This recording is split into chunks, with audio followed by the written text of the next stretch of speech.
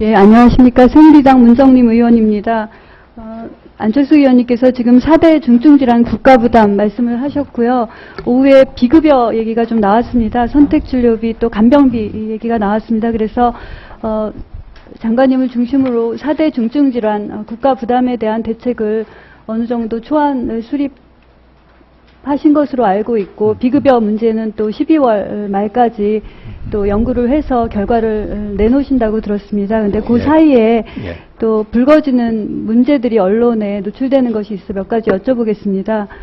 최근에 그 문화체육관광부가 관광진흥법 시행령 일부 개정안을 통해서 메디텔을 허용하는 것을 발표했습니다. 혹시 장관님께서 거기에 의사표시를 하신 적이 있습니까? 예, 그건 뭐 저희가 저희도 어떤 외국 환자 유치라는 게 중점 정책 또 육성해야 될 정책이기 때문에 그 부분에 대한 의견 당연히 얘기했죠. 네, 예.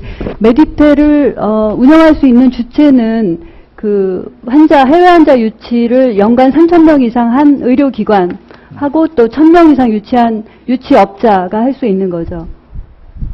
예, 정확한 숫자는 기억을 못하고 있습니다. 그렇게 대상은 현재로서는 외국인만으로 알고 있는데 그러신 거죠. 예. 그렇게 알고 있는데 이제 언론에 우려가 또 있습니다. 항상 이런 문제가 나오면 산업화라는 기능적인 긍정적인 측면이 있으면 또 역기능으로 또 민영화의 전 단계가 아니냐, 뭐 또 이런 우려가 있습니다. 그래서 의료법인, 의료기관이 영리성을 추구하는 게 맞냐, 또 내국인 숙박을 허용하다가 또 민영화의 전 단계로 가는 게 아니냐, 뭐 이런 걱정들이 있습니다. 그래서 제가 말씀드린 것은 이 메디텔이 해외 환자 유치를 위해서 필요한 것은 맞는데, 내국인 환자가 메디텔을 사용한다고 하면 문제가 되는 것이 이제 이 가격이나 이런 것 때문에 특정 소득이 높은 계층만 이용할 수 있지 않나, 아마 이런 우려에서 나왔을 것 같거든요. 그래서 그거와 대비되는 것이 혹시 환자방이라고 들어보셨나요?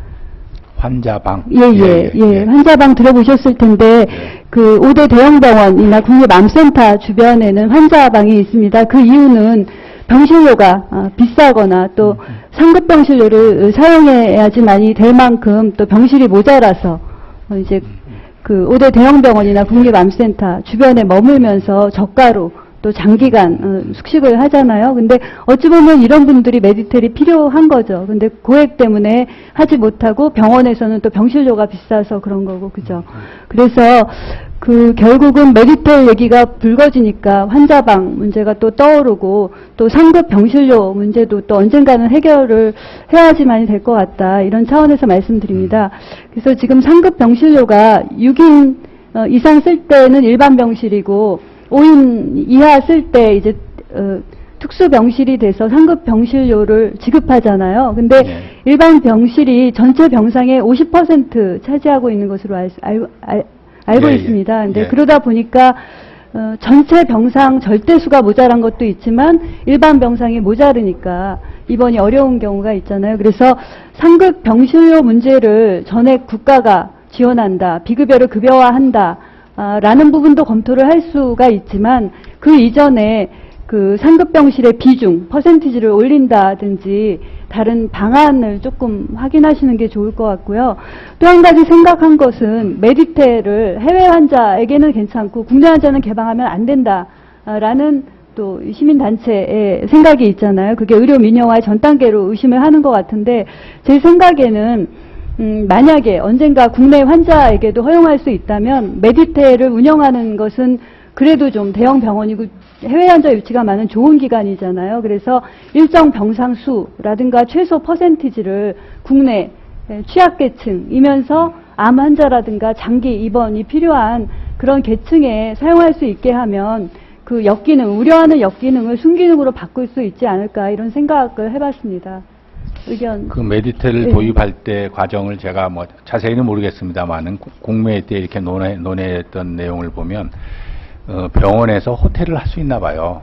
병원에서. 근데 호텔을 하려니까 지역 주민들이 반대를 해가지고 이렇게 관광 호텔이 들어오는 거에 대해서 굉장히 반대를 해서 지자체에서 허가를 잘 안 해준대요. 그래서 그런 어떤 관광 호텔이 아닌 메디텔, 치료를 위한 메디텔로 하면은 지역 주민들의 어떤 그런 반대가 좀 없지 않을까. 그래서 메디텔 얘기가 나왔던 것 같습니다. 그래서 또 메디텔이라는 게 호텔이 없이 가족들이 있을 없이 외국 환자가 오기가 참 어렵고 하니까 그래서 그런 면에서 이게 했던 거고 그것이 과연 외국 환자만 이용할 수 있냐 내국 환자는 이용할 수 없나 이 부분은 그 뭐 입법 과정에서 얼마든지 논의할 수 있는 거라고 보고 그것이 뭐 다른 어떤 영리를 허용하는 이 부분하고는 좀 다른 각도라 저는 생각을 하고 있고요. 그건 뭐 입법 과정에서 충분히 논의가 될 수 있다 생각을 하고 어쨌든 좀 우리가 이게 보건의료 산업으로 좀 경제 부흥을 좀 해야 되니까 그런 어떤 외국 환자도 유치하는데 좀 이 여러 가지 그 인프라도 좀 생겨야 되겠고 그런 게 하여간 저